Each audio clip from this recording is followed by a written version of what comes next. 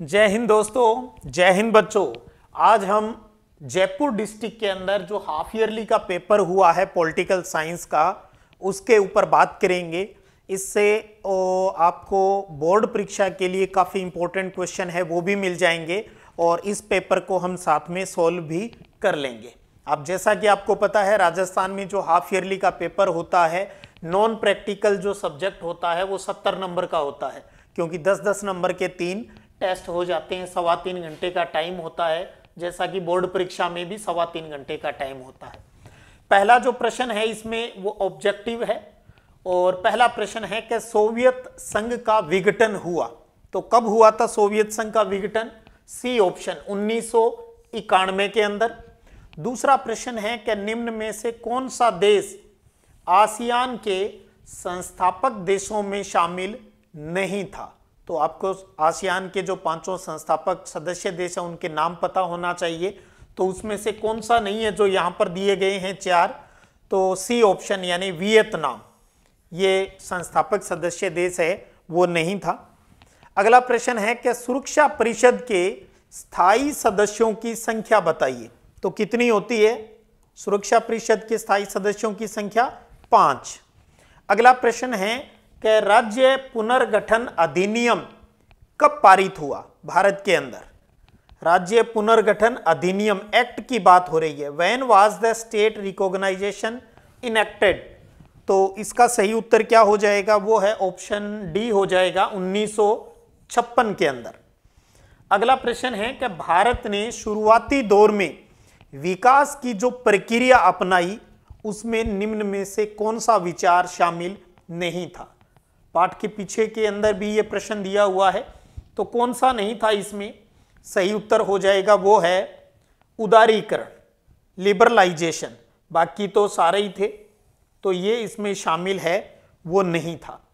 अगले प्रश्न की बात करें अपने, अगला जो ऑब्जेक्टिव क्वेश्चन है, छठा प्रश्न, खुले द्वार की नीति अपनाने वाला देश, उसका नाम बताना है। खुले द्वार की नीति अपनाने वाला देश, तो सही उत्तर क्या हो जाएगा? वो है चीन, चाइना। अगला प्रश्न है कि संपूर्ण क्रांति का नारा किसने दिया? 4 ऑप्शन आपके सामने हिंदी इंग्लिश में दिए हुए हैं, तो सही उत्तर हो जाएगा B option, Jayaprakash Narayan, JP. अगला 8वां प्रश्न है कि शिमला समझौता कब हुआ था? तारीख बतानी है। शिमला समझौता कब हुआ था? तो सही उत्तर क्या है? पहला ही ऑप्शन हो जाएगा 3 जुलाई 1972 को। आप देख पा रहे हो बहुत ही प्यारे प्यारे प्रश्न हैं, बोर्ड परीक्षा के लिए भी ये बहुत महत्वपूर्ण है। इन प्रश्नों को अच्छे से तैयार कीजिएगा। अगला प्रश्न है कि भाषा के आधार पर सर्वप्रथम किस राज्य का निर्माण हुआ? मणिपुर, केरल, पंजाब या आंध्र प्रदेश? तो सही उत्तर क्या हो गया? आंध्र प्रदेश भाषा के आधार पर बना पहला राज्य। अगला 10वां है कि दक्षेस यानी सार्क की स्थापना किस वर्ष हुई थी? When was SAARC established? तो सही उत्तर क्या हो जाएगा? दक्षेस, सार्क की स्थापना कब हुई थी? पहला ही ऑप्शन हो जाएगा बिल्कुल 1985 में, 1985 के अंदर। तो 10 यहां पर जयपुर वाला जो पेपर हुआ है उसके अंदर 10 ऑब्जेक्टिव हो गए। उसके बाद में अति लघुतरात्मक प्रश्न है वो इसके अंदर आ जाते हैं। दूसरा प्रश्न, बोर्ड परीक्षा में आपको पता है रिक्त स्थान वाले प्रश्न भी आते हैं। राजस्थान में ये जो हाफ ईयरली पेपर होता है ये डिस्ट्रिक्ट वाइज होता है, एक डिस्ट्रिक्ट का पेपर सेम होता है। इसी प्रकार से मैं आपको अन्य डिस्ट्रिक्ट के पेपर है वो भी बताऊंगा, इससे काफी आपके अच्छे प्रश्न हैं वो तैयार हो जाएंगे। चलिए वेरी शॉर्ट टाइप जो क्वेश्चंस है उनकी बात कर लेते हैं। दूसरे का पहला प्रश्न है, अंतर्राष्ट्रीय न्यायालय का मुख्यालय कहां स्थित है? तो ये है हेग के अंदर, नीदरलैंड हेग के अंदर। दूसरा प्रश्न है इसका, दूसरी दुनिया के देश किन्हें कहा जाता है? तो आपको पता है सोवियत गुट के, सोवियत खेमे के, सोवियत गुट के जो सदस्य देश हैं उन्हें दूसरी दुनिया के देश कहा जाता है। अगला, भूतपूर्व राजा महाराजाओं का प्राप्त विशेषाधिकार है वो क्या कहलाते थे? वो कहलाते थे भी प्रीवी पर्स, प्रीवी पर्स, विशेष अधिकार मिले थे जिन्हें इंदिरा ने खत्म किया था। अगला प्रश्न, बांडुंग सम्मेलन कब आयोजित किया गया था? तो बांडुंग सम्मेलन कब हुआ था? 1955 के अंदर। अगला प्रश्न है कि संयुक्त राष्ट्र संघ का सबसे जाना पहचाना पद कौन सा है? तो वो है महासचिव का। महासचिव का पद है वो काफी चर्चित पोस्ट है, वो इसके यूएनओ की रहती है। चलिए इसी कड़ी के अंदर बात करते हैं आगे के प्रश्नों की। संयुक्त राष्ट्र संघ का ये हो गया। अगला है परमाणु अप्रसार संधि किस वर्ष हुई थी?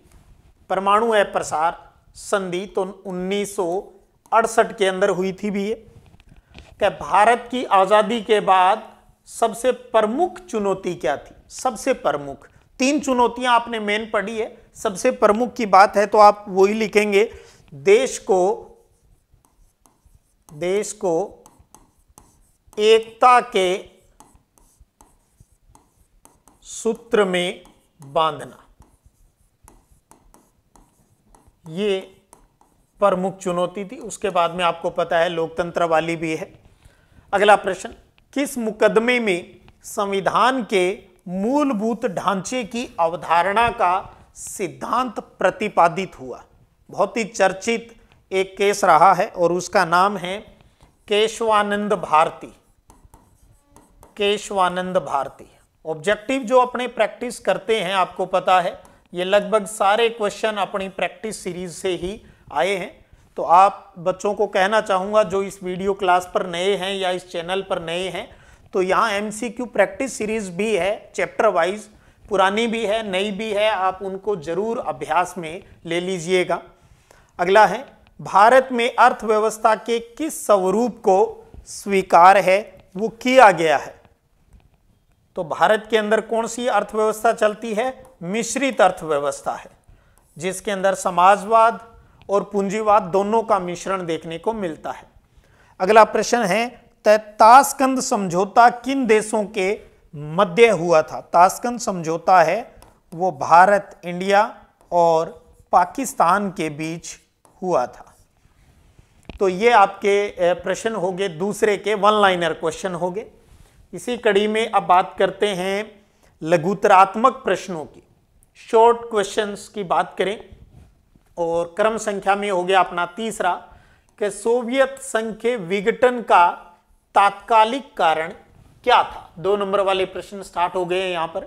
तो आप पहले प्रश्न नंबर लगाकर उत्तर लिखना स्टार्ट करेंगे। सोवियत संघ के विघटन का तात्कालिक कारण, हेडिंग बना देंगे, फिर अंडरलाइन करके लिखेंगे भी सोवियत संघ के विभिन्न गणराज्यों, जैसे रूस हो गया, बाल्टिक गणराज्य हो गया, रूस, बाल्टिक गणराज्य। बाल्टिक गणराज्य के अंदर 3 देश शामिल है, आप लिखना चाहें तो वो भी लिख सकते हो, जैसे एस्टोनिया, लेताविया, लिथुआनिया। उसके साथ साथ बाल्टिक के बाद बात करें यूक्रेन, जॉर्जिया आदि में राष्ट्रीयता और संप्रभुता के भावों का उभार हो गया था। इनके अंदर राष्ट्रीयता की भावना जागृत हो गई और साथ में ही संप्रभुता की। ये इसका प्रमुख तात्कालिक कारण था सोवियत संघ के विघटन का। इसी कड़ी में बात करें, अगला प्रश्न है, निशस्त्रीकरण से क्या अभिप्राय है? 2 नंबर का है तो 2-3 लाइनों में आप कुछ चीजें अपनी तरफ से कम ज्यादा भी आप कर सकते हो। विश्व शांति के लिए कुछ खास किस्म के हथियारों पर रोक लगाने से है। निशस्त्रीकरण का मतलब कुछ विशेष किस्म के हथियारों के ऊपर रोक लगाने से होता है। 5वां प्रश्न है, पारंपरिक सुरक्षा की अवधारणा का तात्पर्य बताइए। तो इसमें आप लिख सकते हैं भी पारंपरिक सुरक्षा की अवधारणा को 2 भागों में बांटा जा सकता है। एक आती है बाहरी सुरक्षा, यह बात उस उत्तर के अंदर आ जानी चाहिए, और साथ में आप बता सकते हैं आंतरिक सुरक्षा। ये दोनों चीज शामिल रहती है। फिर आप चाहें तो थोड़ा थोड़ा इनके बारे में लिख सकते हो, जैसे सुरक्षा की पारंपरिक धारणा में सैन्य खतरे को किसी देश के लिए सबसे ज्यादा खतरनाक माना जाता है, और आंतरिक के लिए लिखना चाहें तो किसी देश की सुरक्षा आंतरिक शांति और कानून व्यवस्था पर भी निर्भर करती है। तो ये चीजें पारंपरिक सुरक्षा में आती है। अगला प्रश्न है छठा कि मूलवासी किन्हें कहा जाता है? मूलवासी ऐसे लोगों के वंशज हैं जो किसी देश में बहुत दिनों से रहते चले आ रहे हैं। किसी देश के मूलवासी आज भी उस देश की संस्थाओं के अनुसार आचरण करने से ज्यादा अपनी परंपरा, सांस्कृतिक रिवाज और अपने खास सामाजिक आर्थिक ढर्रे पर जीवन यापन करना पसंद करते हैं। आप चाहें तो साथ में यह भी लिख सकते हैं भी भारत में मूलवासी के लिए अनुसूचित जनजाति यानी एसटी या आदिवासी शब्द का प्रयोग है वो किया जाता है। अब इसी कड़ी में बात करें, अगला प्रश्न है अपना 7वां, वैश्वीकरण किसे कहा जाता है? वैश्वीकरण की कोई 2 प्रमुख विशेषताएं बताइए। तो पहले आप हेडिंग बना लेंगे वैश्वीकरण यानी ग्लोबलाइजेशन। वैश्वीकरण विचार, पूंजी, वस्तु और लोगों की आवाजाही से जुड़ी परिघटना है। यह एक बहुआयामी अवधारणा है। यह बात लिख दें। फिर विशेषताओं की बात आती है तो इसकी निम्न 2 विशेषताएं हैं, कोई भी आप 2 लिख सकते हो। जैसे वैश्वीकरण में अंतर्राष्ट्रीय बाजार का जन्म होता है, वैश्वीकरण से बहुराष्ट्रीय कंपनियों का विकास होता है, वैश्वीकरण से सांस्कृतिक समरूपता आती है, वैश्वीकरण से राज्य की क्षमता में यानी सरकार की क्षमता में कमी आती है। तो कोई भी 2 आप इनमें से लिख सकते हो। अगला प्रश्न है कि भारतीय विदेश नीति की 2 प्रमुख विशेषताएं बताइए। तो लिख सकते हो आप, पहले हेडिंग बना देंगे भारतीय विदेश नीति की प्रमुख विशेषताएं। नंबर 1, इसमें गुटनिरपेक्षता की नीति अपनाई गई। दूसरा, इसमें उपनिवेशवाद और साम्राज्यवाद का विरोध किया गया है। इसी प्रकार अपने राष्ट्रीय हितों की रक्षा प्रमुखता से रखी जाती है। अन्य देशों के साथ मित्रतापूर्ण संबंध स्थापित किए जाते हैं। तो इस प्रकार से इनमें से कोई भी 2 लिख सकते हो आप। अगला प्रश्न है कि राजनीतिक दल बदल से क्या अभिप्राय है? राजनीतिक दल बदल से तो आपको पता है, जब कोई जनप्रतिनिधि किसी विशेष राजनीतिक पार्टी का चुनाव चिन्ह लेकर चुनाव लड़े और वो चुनाव जीत जाए और चुनाव जीतने के बाद उस दल को, उस पार्टी को छोड़कर किसी दूसरी पार्टी में शामिल हो जाता है तो इसे दल बदल कहते हैं। 1967 के चुनाव की एक खास बात दल बदल भी थी। उस दौर में आया राम गया राम का जुमला है वो मशहूर था। यह बात आप लिख सकते हो। इसी प्रकार आसियान के उद्देश्यों के बारे में बताइए। तो पहले आप लिखना चाहे तो एक लाइन में उसकी स्थापना भी बता दें भी 1967 के अंदर है वो आसियान की स्थापना हुई थी और इसके वर्तमान सदस्य देशों की संख्या 10 है। मुख्य उद्देश्य की बात करें तो मुख्य रूप से आर्थिक विकास को तेज करना और उसके माध्यम से सामाजिक और सांस्कृतिक विकास हासिल करना इसका प्रमुख उद्देश्य है। और इसके साथ साथ कानून के शासन और यूएनओ के नियमों पर आधारित क्षेत्रीय शांति और स्थायित्व को बढ़ावा देना भी इसका उद्देश्य है। तो इस प्रकार से ये बातें अपनी आप लिख सकते हो। और उसके बाद में गुटनिरपेक्षता की नीति से क्या अभिप्राय है, अपने क्लासेस के अंदर ये सारे प्रश्न आ चुके हैं। तो मैं चाह रहा हूं अब आप देख लें, काफी क्वेश्चन मैंने एक्सप्लेन भी कर दिए, अब आप स्क्रीनशॉट लेकर भी समझ सकते हो। 12वां प्रश्न है, भारत में देशी रियासतों के एकीकरण में सरदार वल्लभ भाई पटेल की भूमिका बतानी है। 13वां प्रश्न, शॉक थेरेपी क्या है, उसके 2 परिणाम बताने हैं। 14वां प्रश्न, क्षेत्रवाद से क्या तात्पर्य है। 15वां, भारत के विभाजन से उपजे 2 महत्वपूर्ण परिणाम बताने हैं। उसके बाद में जो आपका सेक्शन सी स्टार्ट हो जाता है, 3 नंबर वाला प्रश्न, पर्यावरण सुरक्षा के मुद्दे पर भारत सरकार द्वारा अब तक किए गए प्रयासों पर एक संक्षिप्त टिप्पणी लिखिए, अथवा पर्यावरण की प्रदूषित करने वाले कारकों के बारे में बताइए। इसी प्रकार 17वां है कि वैश्वीकरण की अवधारणा को स्पष्ट करते हुए इसके राजनीति के बारे यानी राजनीतिक कारण है वो बताइए, यह है प्रश्न। अथवा में है वैश्वीकरण के पक्ष और विपक्ष में वो तर्क है वो दीजिए। जैसा आपको पता है इस बार खंड सी के अंदर अथवा आएंगे, तो आप जयपुर वाले पेपर के अंदर ये भी देख पा रहे हो भी हर प्रश्न में अथवा है। इसी प्रकार 18वां प्रश्न है कि गठबंधन की राजनीति के उदय का हमारे लोकतंत्र पर क्या असर पड़ा, उसकी विवेचना कीजिए। और अथवा है साथ में यह कहना कहां तक उचित है कि भारत में गठबंधन सरकार ने आम सहमति बनाने में भूमिका अदा की है। 19वां प्रश्न है कि भारत की विदेश नीति के प्रमुख सिद्धांतों का वर्णन कीजिए, अथवा भारत और पाकिस्तान के मध्य तनाव या विवाद के प्रमुख मुद्दे हैं वो बताइए।